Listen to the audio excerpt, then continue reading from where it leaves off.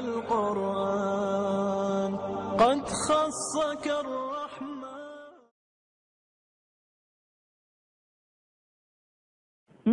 اسی طرح لیلۃ القدر کے بارے میں چند باتیں کروں کیونکہ آج سے طاق رات شروع ہو رہی ہے.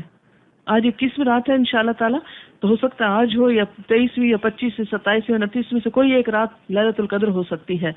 نبی صلی اللہ علیہ وسلم نے فرمایا من قام رمضان ایمانا واحتسابا غفر له ما تقدم من ذنبه، اور من قام لیلۃ القدر ایمانا واحتسابا غفر له ما تقدم من ذنبه. تو اصل عبادت کیا ہے؟ جس نے ایمان اور ثواب کی نیت سے قیام کیا اس کے پچھلے سارے گناہ معاف ہو جاتے ہیں. تو اس میں اصل چیز ہے نوافل پڑھنا، قیام کرنا، لیکن اس کے علاوہ کوئی اور ذکر، وظیفہ، قرآن ترجمے سے پڑھنا یا کوئی اور چیز جو بھی نیکی کا کام ہو وہ آپ کر سکتے ہیں. لیلۃ القدر کی سعادت سے محروم رہنے والا بہت بد نصیب ہے. حضرت انس بن مالک سے روایت ہے کہ رمضان آیا تو نبی صلی اللہ علیہ وسلم نے فرمایا یہ جو مہینہ تم پر آیا اس میں ایک ایسی رات ہے 1000 مہینوں سے بہتر، جو اس کی سعادت سے محروم رہا وہ ہر بھلائی سے محروم رہا. فرمایا لیلۃ القدر کی سعادت سے صرف بد نصیب ہی محروم کیا جاتا ہے کہ وہ اس دن کوئی نیکی نہیں کرتا. لیلۃ القدر رمضان کے آخری عشرے کی طاق راتوں میں تلاش کرنی چاہیے. نبی صلی اللہ علیہ وسلم نے فرمایا رمضان کے آخری عشرے کی طاق راتوں میں لیلۃ القدر تلاش کرو، اور ان دنوں میں آخری عشرے میں ویسے بھی عبادت زیادہ کرنی چاہیے اور اپنے اہل و عیال کو بھی اس کی تلقین کرنی چاہیے. حضرت عائشہ فرماتی ہے کہ نبی صلی اللہ علیہ وسلم رمضان کے آخری عشرے میں باقی دنوں کی نسبت عبادت میں بہت زیادہ کوشش کرتے تھے، بہت تھکتے تھے اس میں.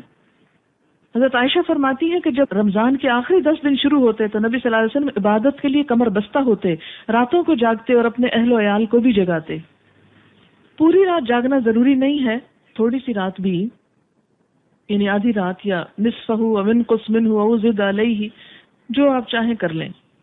حضرت ابو ذر کہتے کہ نبی صلی اللہ علیہ وسلم نے فرمایا جس نے رمضان میں امام کے واپس ہونے تک امام کے ساتھ قیام کیا یعنی تراویح، اس کے لیے ساری رات کا قیام لکھا جائے گا، ساری رات کا ثواب، یعنی باجماعت تراویح کا اتنا بڑا اجر ہے.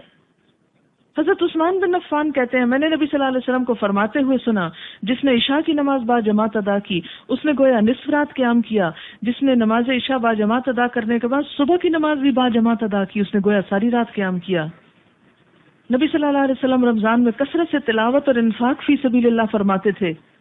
حضرت عبداللہ بن عباس فرماتے کہ نبی صلی اللہ علیہ وسلم لوگوں کے ساتھ بھلائی کا ارادہ کرنے میں بہت سخی تھے، لیکن رمضان میں جب حضرت جبریل آپ سے ملتے تو آپ اور بھی زیادہ سخی ہو جاتے. رمضان میں حضرت جبریل ہر رات آپ سے ملتے، نبی صلی اللہ علیہ وسلم رمضان گزرنے تک انہیں قرآن مجید سناتے. اسی لیے ہر حافظ کو چاہیے کہ وہ رمضان میں کسی نہ کسی کو ضرور سنائے. جب جبریل علیہ السلام آپ سے ملتے تو آپ کی سخاوت تیز ہواؤں سے بھی زیادہ بڑھ جاتی، کیونکہ اچھی کمپنی میں انسان کا نیکی کو زیادہ دل چاہتا ہے. اس لیے لیلۃ القدر میں یہ دعا پڑھنی چاہیے اللہم انک عفو، پڑھیے ذرا اللہم انک عفو تحب العفو فاعف عنی، اللہم انک عفو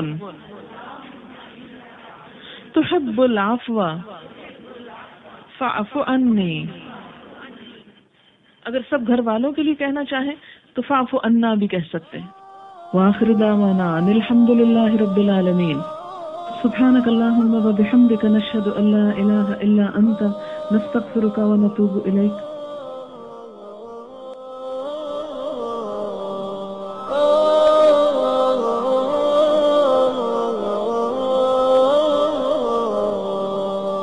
يا حامل القرآن